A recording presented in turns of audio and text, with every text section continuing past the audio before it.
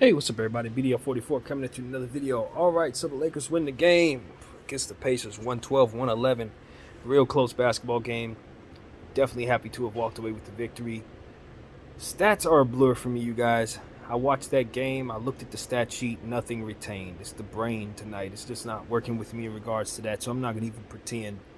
But what I can say is Rui Hachimura, 9 rebounds really helped us. But I think starting him instead of Troy Brown is just not going to work. It's not going to work. Rui's not as good as a defender. He's not as sharp of a Laker. He doesn't know what we do yet. It's going to come in time, but there were times out there where he was forcing it, wasn't playing team ball, passing up opportunities to get other guys shots so he could force the issue for himself, and it wasn't turning into nothing. And I'm telling you, that's not necessarily on him. I think it's the philosophy and what the team has asked him to do, the pressure that they've put on him, and I don't think it's the right way to go. You got to bring him along slowly, especially on a road trip when he was just traded to your team directly before that road trip. You have not had a chance to even have him practice on your home gym, and you're asking him to be your savior. That is what ultimately gave us so much of an issue out there. You got to couple that with a few other things. Patrick Beverley came back. I thought he played really well. Really well. Missed the 2 free throws down the stretch of the basketball game. Just going to throw that in the video in case I forget. He missed two big ones we really, really needed him to hit. But I thought he did some good things too. He got the assist going. He hit a big clutch 3 as well. Had an awesome steal, which really led to a breakaway, if not for the referees just simply rhythmically, synchronized, swimmingly calling a foul that we luckily enough had a challenge to ultimately win, even though they, by sake of the rule, once you win the challenge, you don't get it back as if you lost the challenge or something. I don't know the science behind that other than the fact they just want to be able to get away with crap that they ain't got a business getting away with. Either way, this is what we saw tonight. Patrick Beverley was able to win that challenge. The team was, as coach was, rather. And that was an excellent steal. So there were good things done by Pat, too. Not just to miss free throws, but ultimately it just came down to, having to have AD save our backside tonight. We say he masks so many of our mistakes, and tonight was the ultimate full-fledged epitome of that truth. There is no way the Lakers don't win this game if Anthony Davis doesn't do everything he did in this basketball game. And I'm not saying he played well, because he actually shot poorly. In fact, I thought this was one of the reasons why we were in the deficit we were in, just because of how poorly he shot in that first half. He wasn't very good at all. But when it really came down to it, the clutch free throws that he hit were huge. Bron hit some clutch free throws as well. I think that was Bron, actually. I got that mixed up, forgive me. But the fadeaway that he had on Miles Turner, the clutch basket that he hit, a couple of the huge rebounds, what it was that he did down the stretch that really stood out. That clutch defensive rebound that ultimately sealed the game. These are the type of things that he masks. If those things don't happen, the small ball nonsense that we ran all night long exposes us once again. Anthony Davis saved the Lakers' backside. We did everything wrong leading up to the final moments, and he saved us with those 2 plays. That's really what it was. We did everything else wrong. I got to give LeBron James his credit. He was struggling along, you know what I mean? Like I said, that foot has been giving him trouble, but he really looked like he was putting it all on the line out there for us, banging on the inside, because he was, and Anthony Davis were only bigs out there, so he had to bang with people like Isaiah Jackson and Ben Mathurin, all these guys that we kept putting out there, obviously Miles Turner. So it was a tough night for Bron in the sense that he had to bang with people, but I think he walked out of there with over 20 points, 7 rebounds, 7 assists. Pretty solid night efficiency-wise. I don't think he missed very much at all. So I was really pleased with him from a shooting standpoint. You know what I mean? I just thought that he played an overall solid game. I just felt like he was at a disadvantage, per usual, because our coach, I don't even want to do it. I don't want to do it. We have to say this every night. We run small ball, and it gives us so much trouble. That's what we saw. 3.5 quarters of struggles, unnecessary struggles, because we wanted to lean on players that had no business being out there. No business. Lonnie Walker was bad again tonight. We ain't got no business running him as much as we are, given the fact that he's coming back from injury and doesn't play defense. It's a bad combination. He needs to be in good shape in order to be his best self because he's a weapon, just like Kendrick Nunn. If those guys aren't in good shape, they're just trugging around out there. They're not, monstrous IQ dynamos or nothing like that. They got to be in shape and they got to be sharp in order to help you. Man, it's frustrating talking about the basketball team. Tyrese Halliburton was absolutely phenomenal. I don't even know. He looked like Magic Johnson out there. And as many three-point shots as we gave him, I think that's ultimately what hurt him. The fact that we kept leaving him open for wide open threes, it lulled him into a situation where he just kept shooting them. He's a young player that doesn't know any better. So you got to have, as many assists as he would have had double those assists if he would have just taken some of those possessions back that he was jacking up bad three-point shots. So that really helped us. You got to give credit to the guys that were absolutely efficient, who he should have passed the ball to. Miles Turner, he really shot the ball very well tonight. Rebound the ball, did everything that you want to see him do for the most part. Andrew Nembhard played some really good defense out there. But you got to give Naismith, Aaron Naismith, all the credit in the world. The guy that I told y'all in the pregame video was somebody that I expected to have a huge game. He had the biggest game of his life. Dude hit like 5 threes, had like 8 of 11. It was awesome. He was just absolutely awesome. Even in telling you that I thought he would play well, I didn't think he was going to play that well. So he just made me look awesome in what it is I'm trying to do here, which is prepare our team for what is they're going to face. And if they would have listened to me, they would have been ready for all of that. TJ McConnell was the number one guy coming off the bench tonight. I told you he was a killer. He comes off the bench, and he's been doing a lot of things for them as Tyrese has been out. So since Tyrese is coming back and he's coming off a bad game, with the minutes that he was going to be given, I knew he was going to do some good things.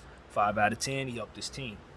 So the fact that we were able to get out of here with a win was just a testament to the fact that they shot the ball entirely too much. As a young team, just don't have no three-point discipline, jacked up over 43-point shots. And even though they were shooting very well in the first half, just fall in love with the three. You live and you die by it. And that's exactly what happened to them.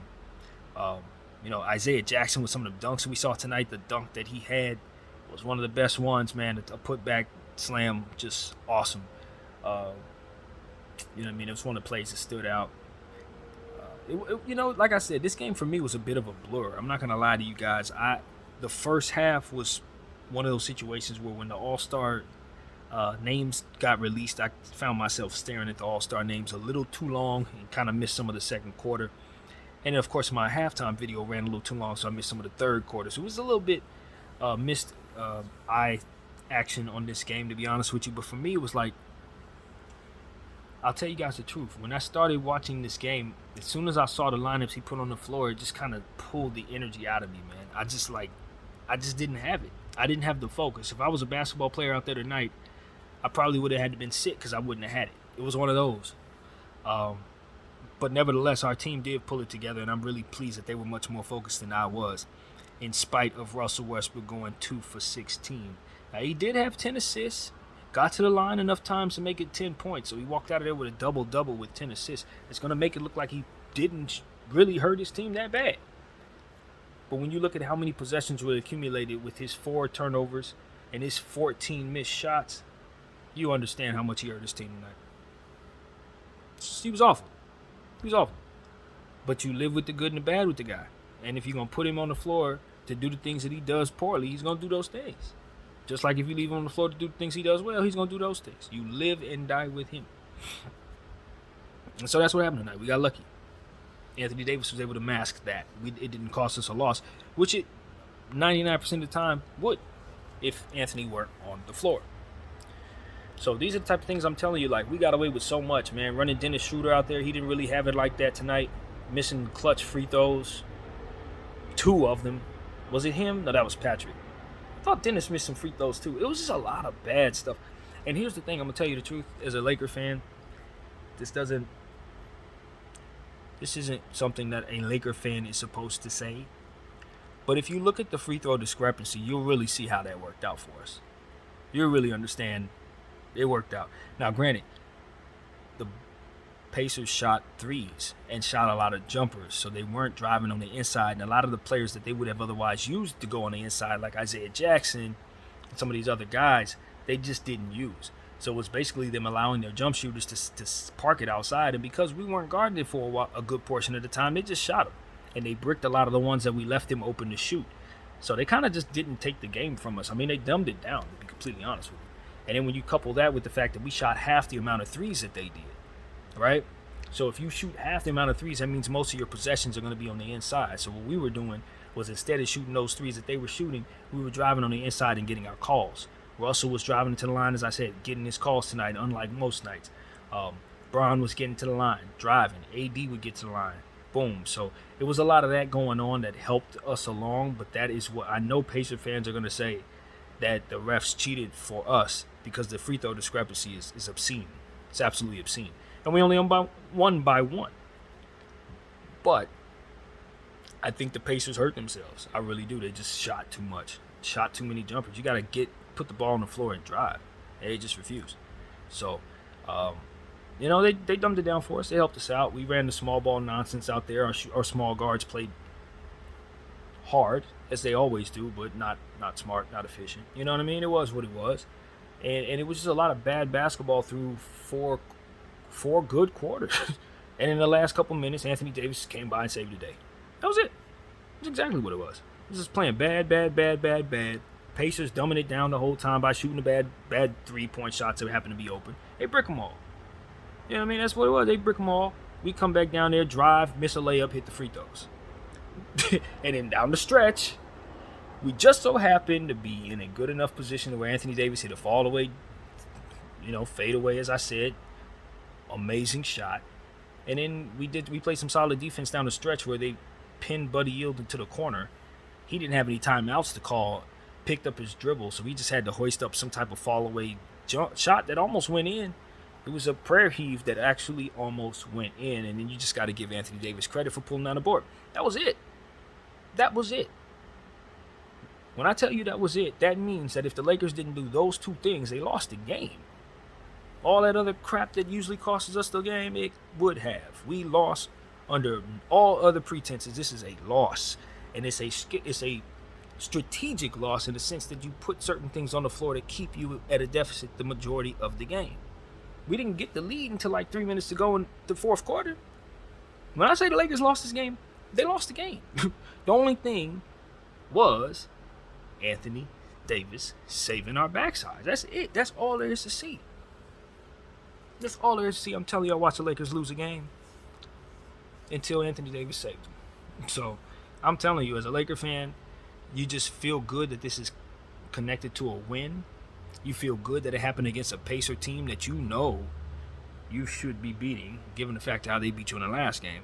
And in this fashion, on their floor, where they only lose by one, you hope their heart hurt as bad as yours did when they beat you. So this is what I was hoping to see, a close win against a team that did us that way. But I'd be lying if I said I felt like my team did anything to deserve that win necessarily. Not really. Not really at all. I thought our rotations were especially horrible tonight. I thought our defense played well in spurts, but the majority of the time was at a disadvantage because of our rotations as always. I thought we didn't see the players we wanted to see on the floor. Barely any Thomas Bryant. No Wenyen Gabriel, no Max Christie. Leaned on short players for a good portion of the time. We saw 3-guard lineups tonight in the fourth quarter that led to deficits. I mean, I'm telling you, it wasn't nothing to be pleased with.